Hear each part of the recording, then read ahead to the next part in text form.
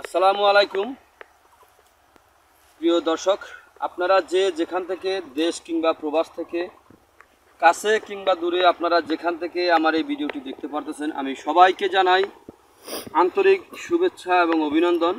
আজকে একটি ঘাসের জমিতে আসলাম।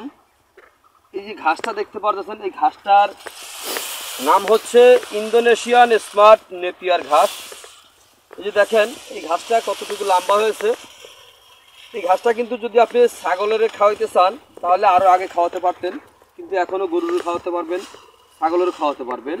কিন্তু এই ঘাসটা খাওয়াতে কোনো মেশিন দরকার হয় না, কোনো প্রকার মেশিন লাগবে না। এই ঘাসটা কিন্তু নরম ঘাস, রসালো স্বাদযুক্ত ঘাস। এই ঘাসটায় পাতার অংশটাই বেশি হয়ে থাকে।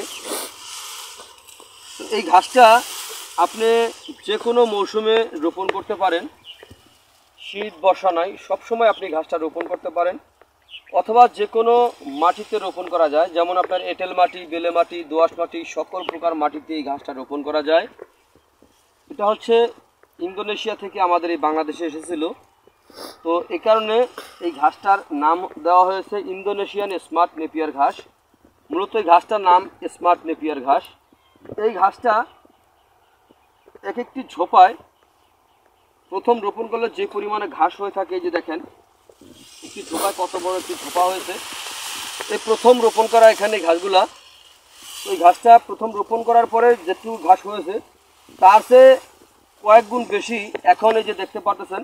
একবার কাটার পরে দেখেন প্রত্যেকটা ঝোপায় কি পরিমাণে হচ্ছে। এই যে আমি একটি ঝোপা আমি দেখাচ্ছি, এই দেখেন কতগুলি চারা হয়েছে। ওখানে যদি মনে করেন 50 থেকে 60টি চারা থাকে, এখানে কিন্তু কমপক্ষে 100টির বেশি চারা কম হবে না। এই দেখেন প্রতিটি গোড়ায় দেখেন একেবারে নিচে, এই দেখেন এখান থেকে একটি কাটা হয়েছিল, একটি থেকে কিন্তু এই যে দেখেন আমি তুলে আমি দেখাচ্ছি একটি এর থেকে। এই দেখেন তুললাম, কার ছিল মনে করেন একটা থেকে একটা, দুইটা, তিনটা, চারটা, পাঁচটা, ছয়টা, এই 7টা বের হয়েছে একটি থেকে। কিন্তু সবকটা কিন্তু আপনার এরকম বের হবে না, কিছুটার মধ্যে 2টা, 3টা, 4টা, 5টা এরকম বের হয়। তো এই ঘাসটা কিন্তু খুবই ভালো একটি ঘাস। এই ঘাসটা বর্তমানে বাংলাদেশের প্রায় জায়গায় পাওয়া যায়। তো যদি এই কারণে পাওয়া যায়, এই ঘাসটা কিন্তু গরু ছাগলকে খাওয়াতে পারলে আপনি খুব সহজে কিন্তু আপনার খামারে আপনি উপকৃত হতে পারবেন। কারণ এই ঘাসটা আপনার 22 থেকে 25% প্রোটিন রয়েছে। এই কারণে কিন্তু এই ঘাসটা খাওয়ালে দেখবেন আপনার আমরা যেই গরু ছাগলকে যেই দানাদার খাদ্য খাওয়াই, এই ঘাসটা খাওয়ালে কিন্তু আপনার দানাদার খাদ্য একটু কম লাগবে। যদি দানাদার খাদ্য যদি আপনার কম লাগে, তো ওই ক্ষেত্রে কিন্তু আপনার খামারে কিন্তু আপনি খুব সহজে আপনার কাঙ্ক্ষিত লক্ষ্যে আপনি পৌঁছতে পারবেন। কারণ ঘাসে কিন্তু আপনার খরচটা একেবারে কম। এই ঘাসটা আপনি একবার যখন রোপণ করবেন, একবার রোপণ করলে যতটুকু খরচ হবে তারপরে কিন্তু আপনার খরচটা বেশি একটা হয় না।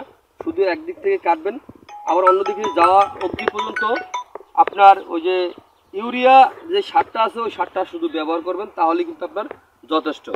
তো আপনারা যে যেখান থেকে আমার এই ভিডিওটি দেখতে পাচ্ছেন, যদি আপনারা এই ইন্দোনেশিয়ান স্মার্ট নেপিয়ার ঘাসের যদি পরিপক্ক কাটিং যদি আপনারা সংগ্রহ করতে চান, তাহলে আমার স্ক্রিনে দেওয়া নাম্বারে যোগাযোগ করবেন।